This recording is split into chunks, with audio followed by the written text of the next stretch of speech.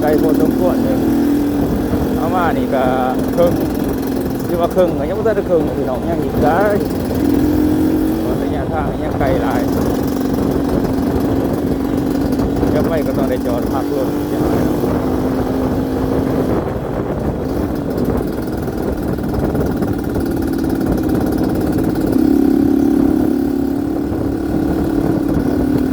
ทางก็จะยุ่งยากในจังหน่อย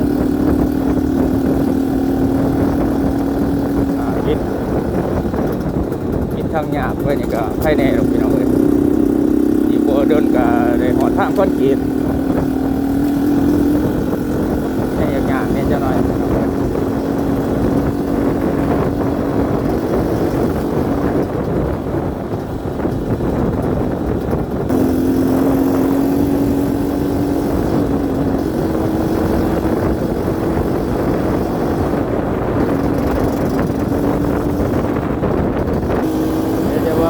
ได้เห็นคลิปพี่น้องเลยระยะทางมันไกลหลายไม่เพื่อสิฮอดก็บ่มันเรื่องง่ายเนาะเอาก็บ่ได้อยู่ไกลคู่ไกลฟ้าไอ้3-4หมู่บ้านจะก็เฮาฮอดพี่น้องเลยจะได้บ่สิบ่ได้เห็นคลิปลงก็ได้ให้พี่น้องได้เบิ่งได้ชมกันแล้วเนาะปรากฏถ้าว่าฝนตกคนเล่นไปก็ลำบากพี่น้องเลย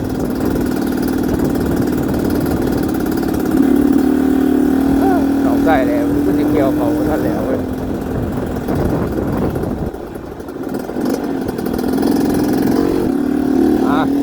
หมอสร้างดีเนี่ยจังน้อยพี่น้องเลยแต่ว่ากับพอดีไปเลยแล้วก็ชุดบ้านเขาชุดของบ้านเขาเนี่ยนะข้าง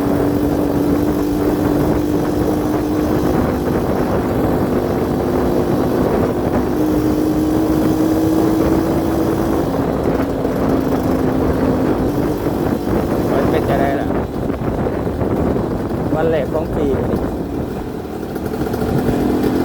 กำลังหาสิบไป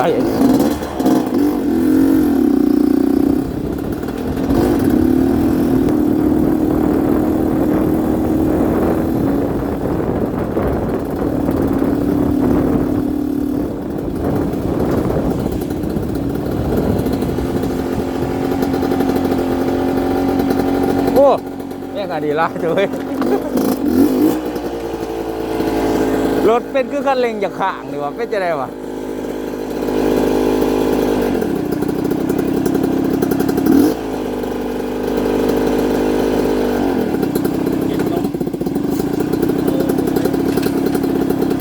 สั่งรถนี่โอ้ยป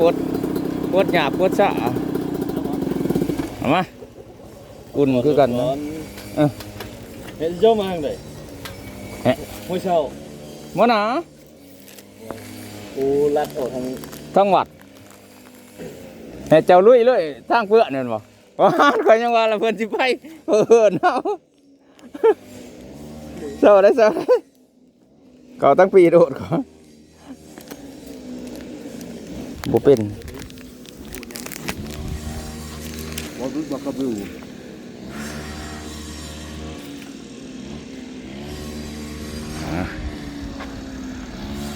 พักรถกับพี่น้องเอ้ยหอดตีนผู้แหละไปกันอยู่3 คนมื้อนี้3 คน3 คันพี่น้องมากับคันเก่าเพิ่นหัวหน้าเพิ่นก็ดีเคอาคาเฟ่KSR คาเฟ่แล้วพี่น้องมีคันเดียวเลยอยู่แล้ว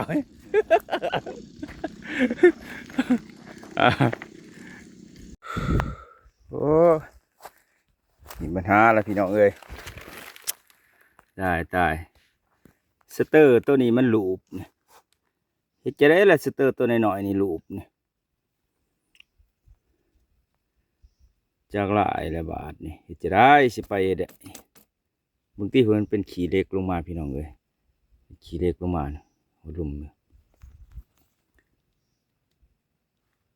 ตัวนี้มันลูปนี่ทีมงานก็ใกล้ไปแล้วเนาะโอ้ จากหลายนะโอ้โหมาเลยมาเลยใครในทีมงานเขากลับมาหาเลยพี่น้องเลยสิเจ๊สิไปต่อได้บาทนี่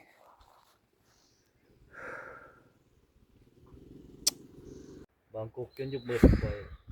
ฮอนมันกินหมานะในหมาพระโอม หอดเลยพี่น้องหอดทับเลยหอดทับเลยมีแต่สิยางต่อ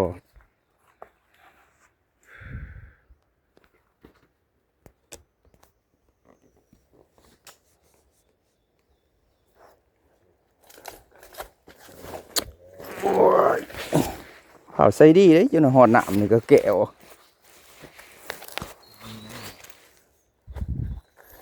ดื่มเบิ่งไก่ไปยังไงมึงยาคอหักแล้ว เจ๊จะพึ่งช่วยใส่ ก็แหน่ลึกกูบอกวันแล้วสิไปสิมา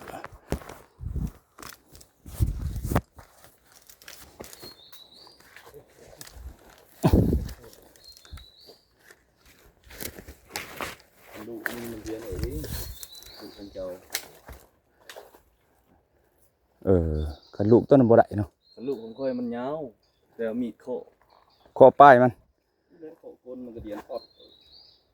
มาสองคนเข็ม โอ้มันเฮ็ดมาพอเฮ็ดมาบ่คือกัน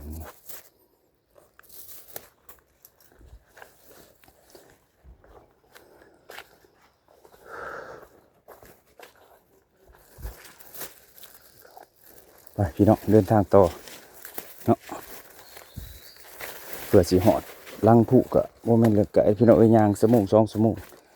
2 ชั่วโมง3 ชั่วโมงเพิ่นบ่จักเนาะทางนี้เฮาก็บ่เคยมานะก็เคยไปแต่เขตอื่นนะแต่ว่ากับผู้อันเดียวกันแต่ว่าบ่ได้ขึ้นทางนี้ว่าซั่นซะพี่น้องเฮาไปเคยขึ้นแต่ทางใหม่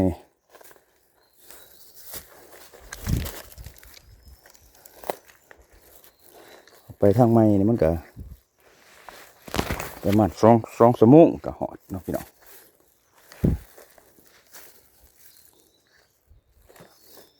เอาไปทางใหม่ก็มู2 ชั่วโมงโอ้แม่นพี่น้องดอกแค่เจอปลาดอกแค่พี่น้องที่พวกโอ้นี่ก่อยลาบใส่กับมันนี่บ่ธรรมดาเอาได้เดี๋ยวขึ้นเอามามันแห้งสุดยอดเลยพี่น้องเลยปลาดอกแค่เท่ๆตะวันนี่โอ้โหหลายดีพี่น้องเลย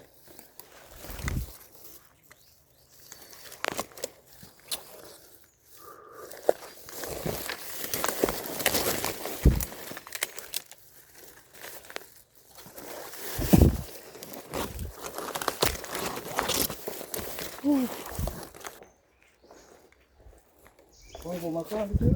น้ำขึ้นมันย่างลงพญาไฟข้ามผ่านไม่ดูมันไม่ดูตัวใหญ่ๆเด้มันลงผ่านเหนื่อย โอ้ดุม คนในบ้านเขายังบ่จักเลย บ่จักน่าจะบอกเขายังบ่ฮู้ตัวนี้เขาก็ยังบ่เคยได้มาจากเถื่อ ต้องมาแต่ทางนี้เลย จะได้วะย่างอีลูกจุกจิกอยู่นะหัวสิหอดผู้หอดฟ้าอยู่เว้ย นี่แหละบึงนี่แหละ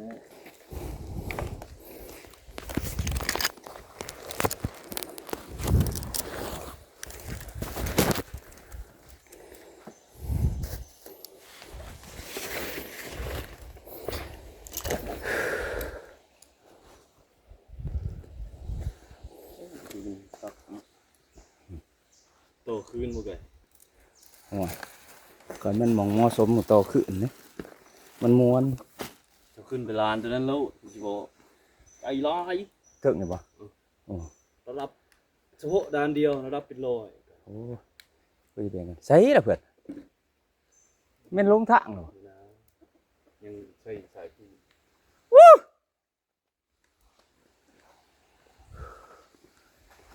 ยี่ยัง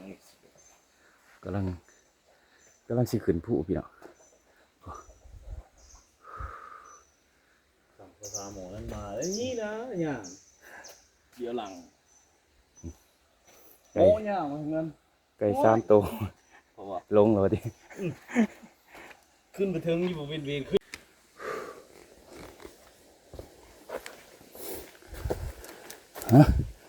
เดินต่อพี่น้องเอ้ยปีนน่ะฟ้าบ่ได้คือเพื่อนเขาก็ย่างเว้นเอ้าพี่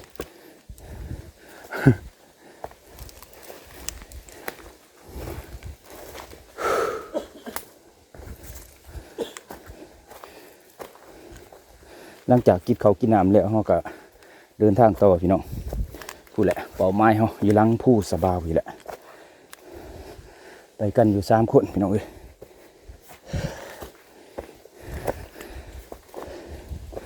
เดินแล้วพอได้มาปีนผู้ปีนพานี่เนาะว้าพี่น้องเฮ็ดเห็นไหม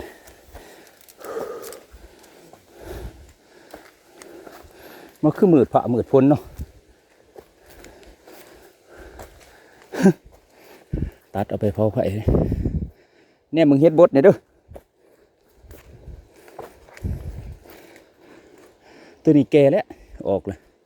แก่แล้วโอ้พี่น้องก็เฮ็ดบดแก่บ่ได้ลายเติบเด้อแกงอิ่มหนึ่งนะขันมัน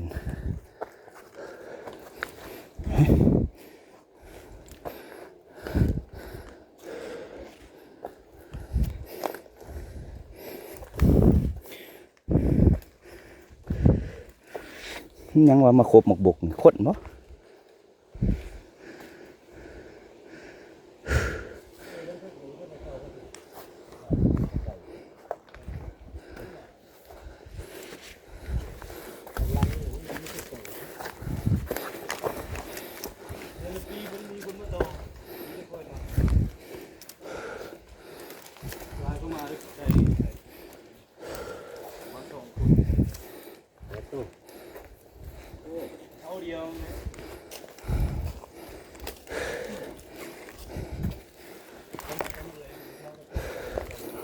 ซื้อเลยเอาไว้หักไว้ คืนซื้อไว้อย่างนี้แหละเศร้าไปดิเฮาก็ได้เศร้ามีแห้งนี่เนาะ ขึ้นตรงนี้เขาใส่จอบ เลาะเด้มันเลาะตามผ่านกลางคืนเนี่ยย่างยังหัน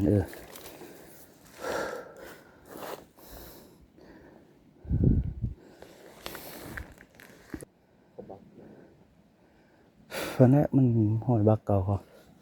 แย่ปุ่นเลยแล้วกระโหลกเลยแล้วนี่ได้ไหมลองมึงนี่ฮะ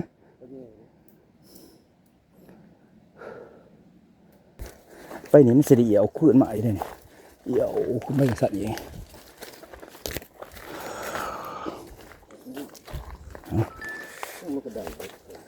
ยังโตพี่น้องเลย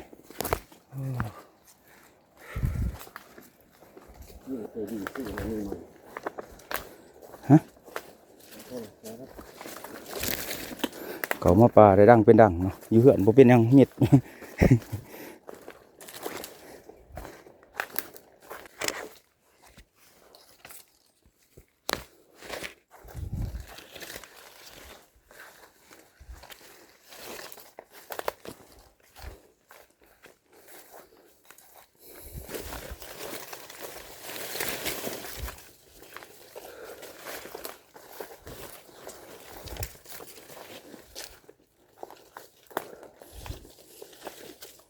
โอ้ฮะพี่น้องเอ้ยขึ้นมาหอดหลังล่ะหลังสะเบาโอ้ทีมงานเนาะโอ้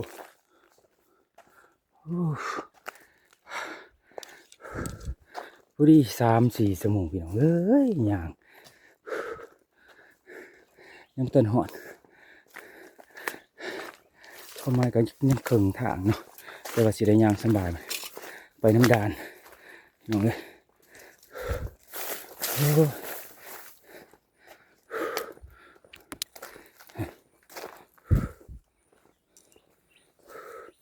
โอ้สมัยเป็นตะหมื่นแต่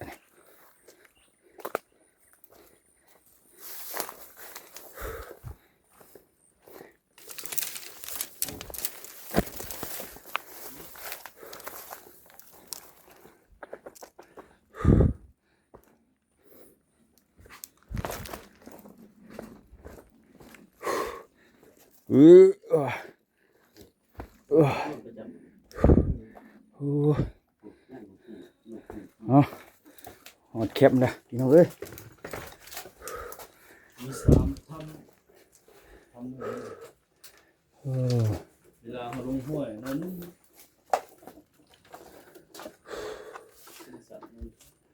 โอ้นี่เด็กเขาหยิงเอาเลยนี่หอน พวกมา นี่นะหอยใหม่ๆอย่างนั้นนี่ เรื่องอะไรวันเสาร์อาทิตย์ที่เขาขึ้นมา มายิ่งมาให้ที่นี่ โบกินอะไรโอม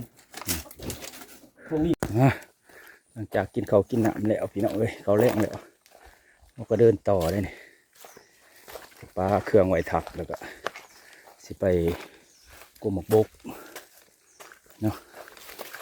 ใส่ยางก่อนว่ามีกุมหมกบก3กุกเนาะมันกินหลายว่าสั่นยังก็อยากฝากติดตามนำกันเด้อพี่น้องเด้อเบิ่งก็จะต้นจนจบว่าสิเป็นแนวใดเนาะสิมีผลงานให้พี่น้องได้เบิ่งเดี๋ยวผมมาแรง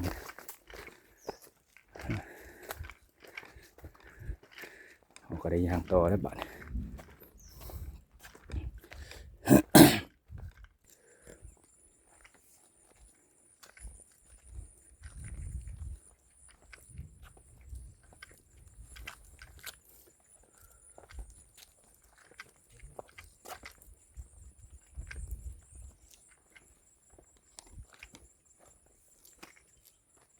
มันดอกนาพี่น้องเลยสวยงามเนาะมันสลับซับซ้อนกันไปพี่น้องเลย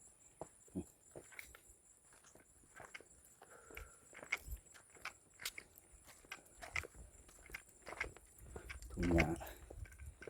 โอ้เป็นด่านไปเลย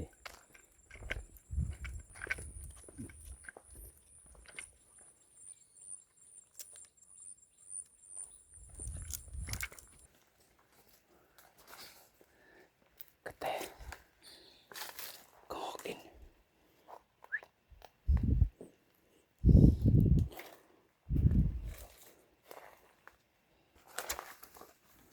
แตกเดี๋ยวจะแตกประเทศพวกพี่น้องเลย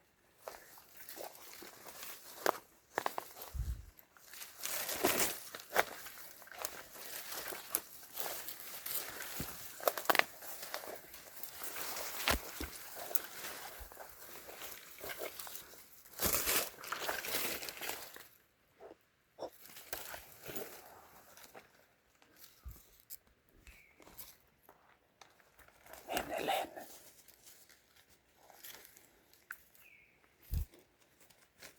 ว้ายพี่น้อง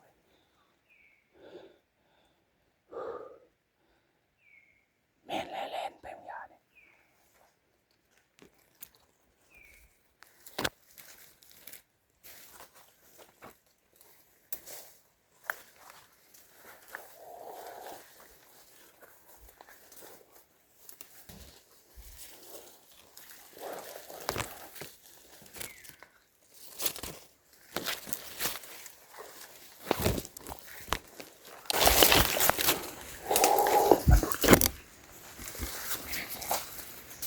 แตกประเทศก็เปิดเนี่ยไว้เนี่ยมันเกิดไว้ไม่ไหมไว้ไม่ไหมเนี่ยน้องเลย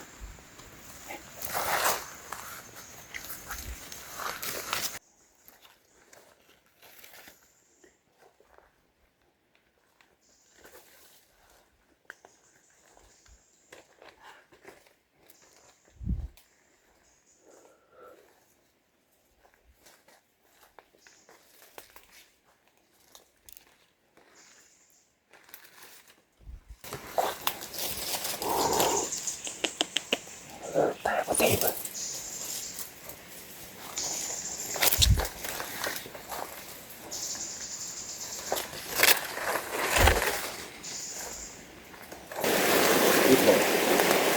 ดูแตกก็ถีบเท่านั้น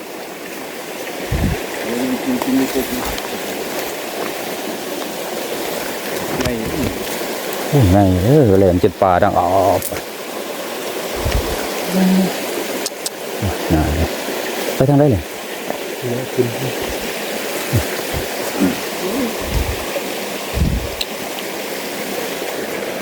นะครับเฮ้ยโอ้โห พระท่านหอดก็มองบกเกาะมันก่อนนะ มันคือตอนนี้ก็ยอม อ๋อมันดูแตกก็ถีบไปเท่านั้นเขายังไงนะ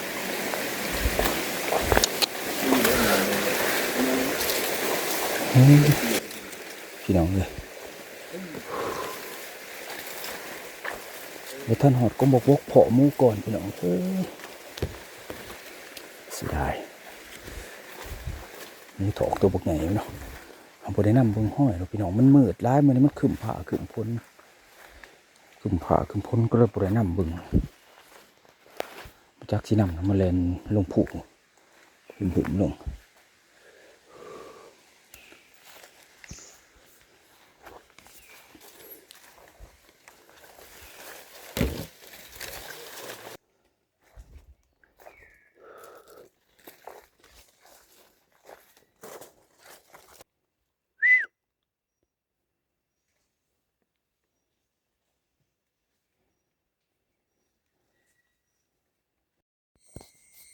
เอาได้จักตัวเบิ่งแล้วบ่อันนี้ยังตัวนึง บ้างได้ดิ เอโนไวได้โนไวจากตัวก็หาเนาะ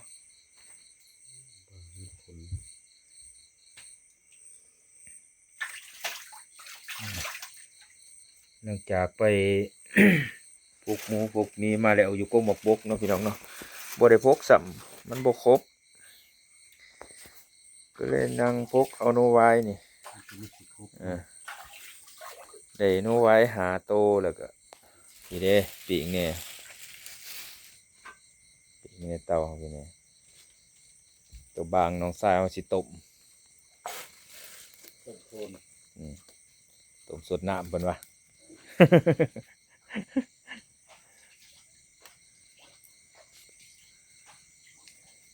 หนูไว้น่ะปีงเอา เดี๋ยวมาประเดี๋ยวเองเดี๋ยวมาประเดี๋ยว นี่ประเด็กกระเชือก เดี๋ยวเดี๋ยว หน่วย เดี๋ยวมาประเดี๋ยวครับเดี๋ยว เดี๋ยวนั้นมันสิเก็บมันสิกินบ่ได้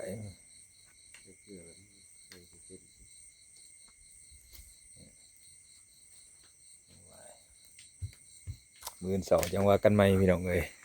เชื่อว่ากลับมาแล้วแต่กกบกนะ เป็นเรื่องนี้ มันบ่ครบบ่หยังแล้วก็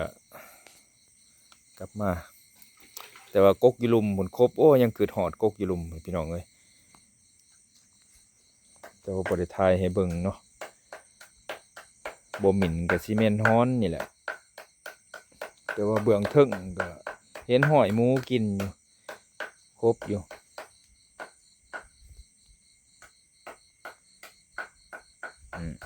มือนี่พวกนี้ทำงานนี่พวกนี้มื้อนี้เห็นนอนพักผ่อนก่อน บักหน่อยหัวซบกับปีกแล้วเลยเด้มารับแล้วได้พวกนี้นอนบ่รับ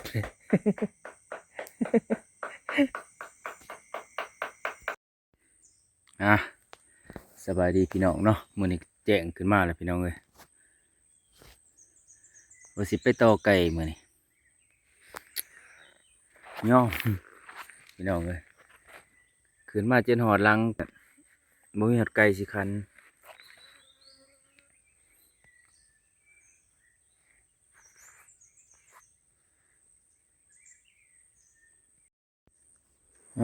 สบายดีพี่น้องเอ้ยนี่เป็นเสาวันใหม่ขึ้นมาอีกแล้วเนาะเฮ้ยแจ้งขึ้นมากก็ความหวังว่าสิไปต่อไก่พี่น้องเอ้ยเฮ็ดจั่งใดไก่ปลาก็บ่คันบ่เคินอีสังเม็ดอยู่แล้วบ่ฮู้ว่าอยู่ไสเป็นไสเนาะบ่คือยามแล้งไว้ต่อยามนี่ว่ะได้พี่น้องเฮ้ยนิดอยู่ บุนี้ยินเสียงคันเสียงเขินอีเสียงจักกลายขึ้นสิจะได้แล้วบาทเนี่ย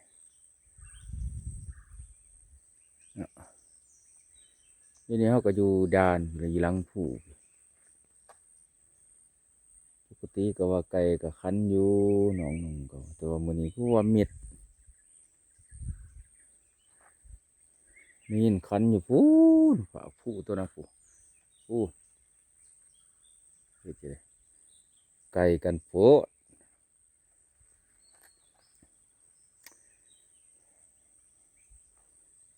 รู้สิบ่ได้ต่อไก่ก็สิเอาธรรมชาตินี่แหละเนาะจบงามๆนี่ว่าฝากพี่ฝากน้องพอดีเบิ่งติดตามกันเอามาเบิ่งดอกหญ้านำดานนี่เนาะพี่น้องเนาะงามมาดีป่ะมีหลายสีพี่น้องเลยมีหลายสีแห้งเบิ่งเอาเด้อพี่น้องเด้อ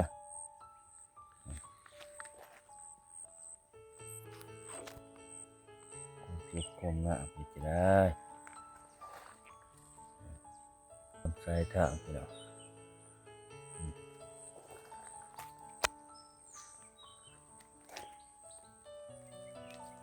เพลงงามพี่น้องเลยความงามพี่จะได้พี่น้องเลย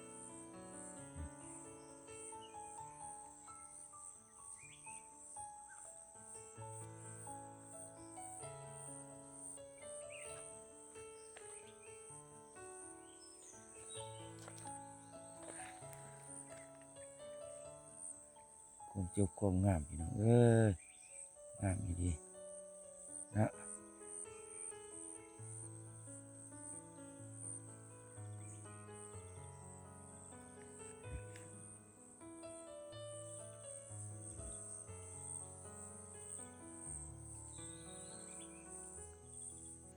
มาอันนี้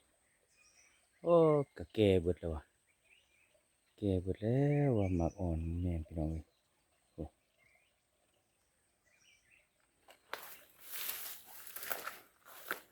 เนาะกินได้บ่เนาะเขามาแก่กินมันเหี่ยวไว้ละกินมาได้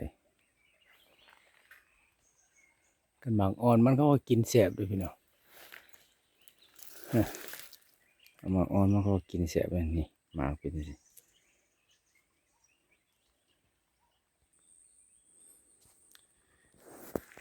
ลังหินนี่นะพี่น้อง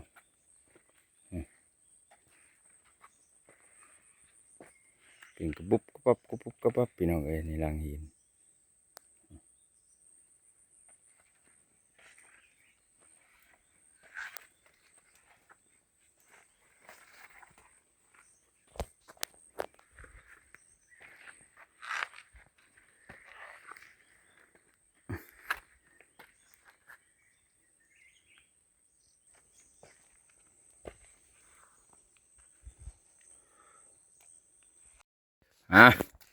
ไปกินแล้วเรียบร้อยพี่น้องเอ้ยปีกนกตัวนี้ลาบก็หอกตัวนี้ต้มบาง คือนี่ต้มบางคือนี่กินกันอยู่นี่มากินข้าวน้ำกัดพี่น้องเอ้ย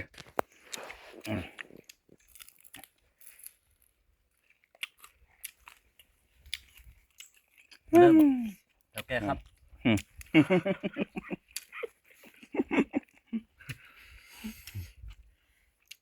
แซ่บๆในกินข้าวปานแซ่บ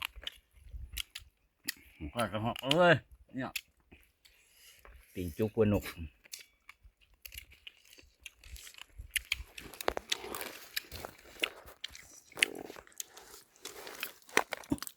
ลืมคาเกาะบริมุดกินดีกินมันเบิดนั่งหินเอาอย่างนี้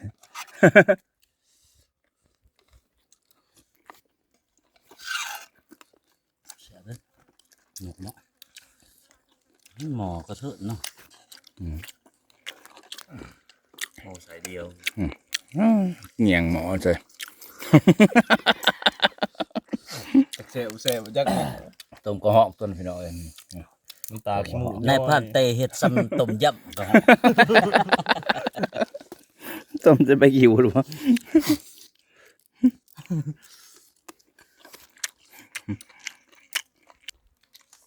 แบบในเมือง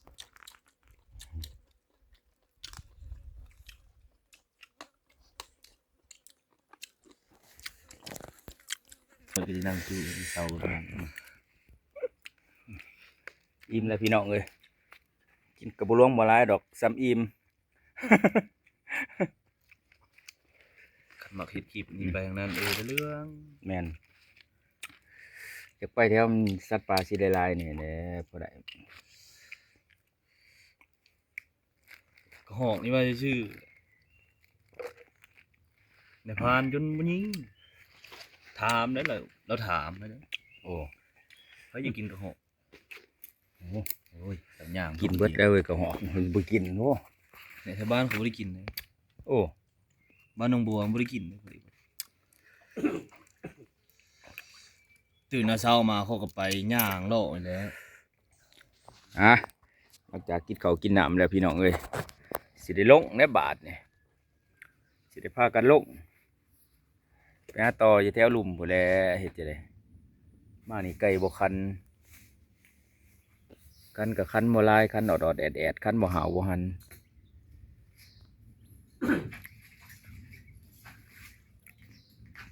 ถ้าเบิ่งน้ำกันตอนแรกพี่น้องเอ้ยว่าสิมานหรือจะได้ก็ดี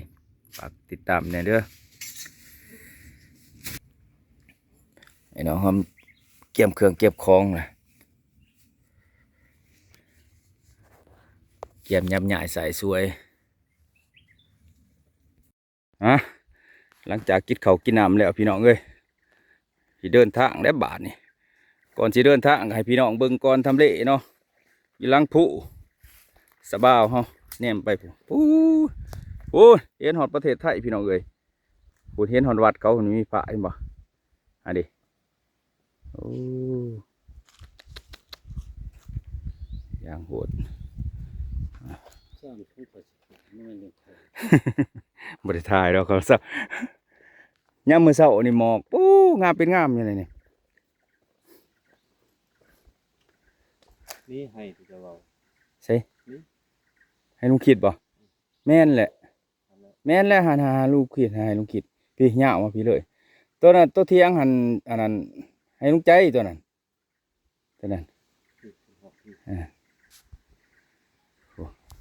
โอ้เห็นหอนให้ลุงคิดลุงใจ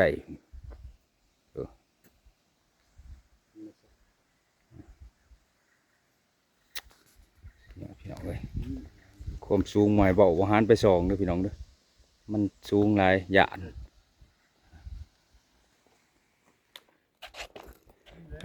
ย่างต่เอาข่อยมาว่ามันล้มข่อยมานอนในนี่แหละ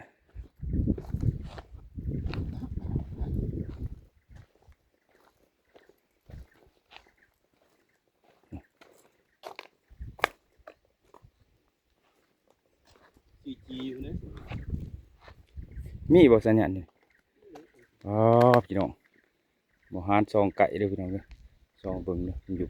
โอ้ความสูงเป็นวินหัวสวนลงในหัวจอมบ่พื้เลยเด้อ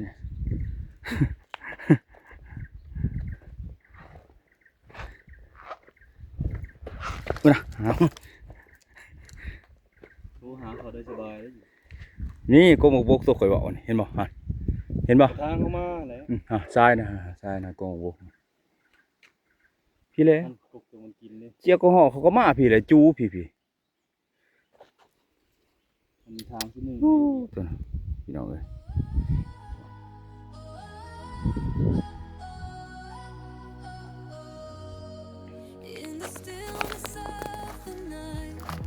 เบิ่งทุ่งหญ้าพี่น้อง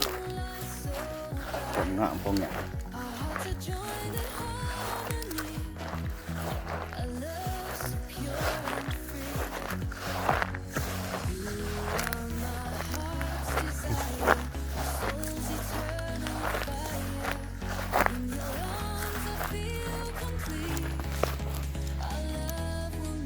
น้อง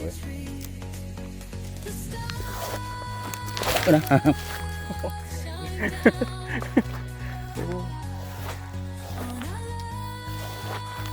โอ้หอมเลยเนี่ยอันนี้สวนดอกไม้พี่น้องเอ้ยโอ้แม่ผึ่งแม่โตแม่เต้เต็มเลย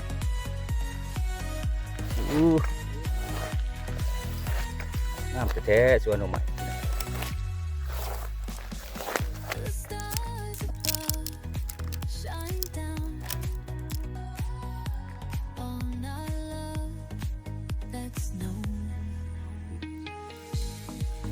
สุดเลยผู้หอดผู้ละพูนขาวๆแมนไปเลยส่วนหน่อไม้พี่น้อง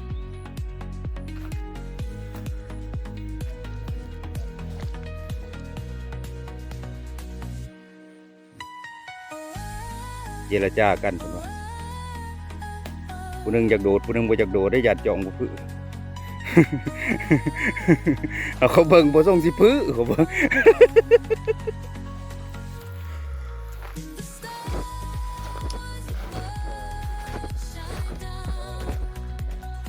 แข็งแรงบ่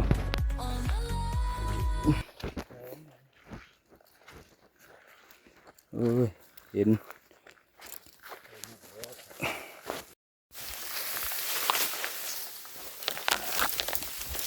เดินทางต่อพี่น้องเลยเดินทางต่อครับลงโอ้พี่น้องเอ้ยหญ้าค่ะมางามมาแต่อีเทิงผู้จะสวนหญ้าค่ะทั้งนั้นเด้อพี่น้องบ่สวนก็อยากว่าสวนเต็ม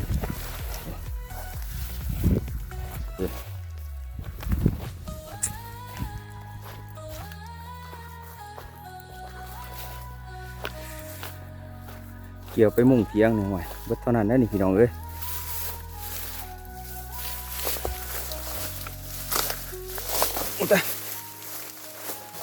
โอ้ยเปียกเบิดอะ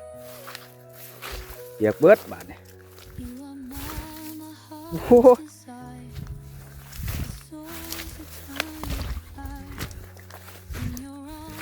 ลมน้ำเอือดนี่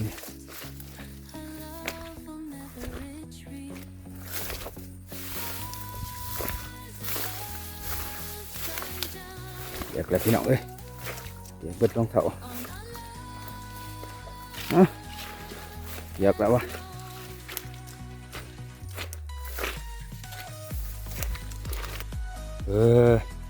ลงมาหอดลุ่มเลยพี่น้องเอ้ยซอแล้วนี่สเตอร์นารูป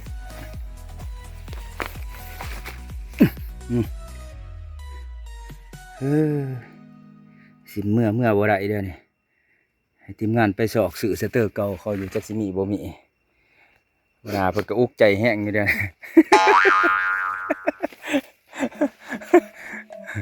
ขนาดก็ขาดหมูขนาดลองติดลงเต้มันสิติดได้โอ้ลองยันเบิ่งนี่นะ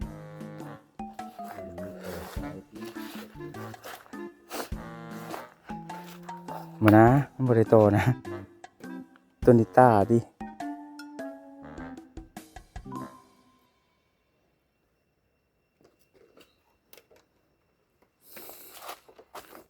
มันบ่รู้เนาะอันนี้มันคือว่าขาดบ่อันนั้นสิการว่าขาดนั้นมันก็ยันกตัวเฮาก็หันตัวนี้ปรับตัวนี้ได้เดี๋ยวมาก็จะเห็นหมดไว้แล้วพี่น้องเอ้ย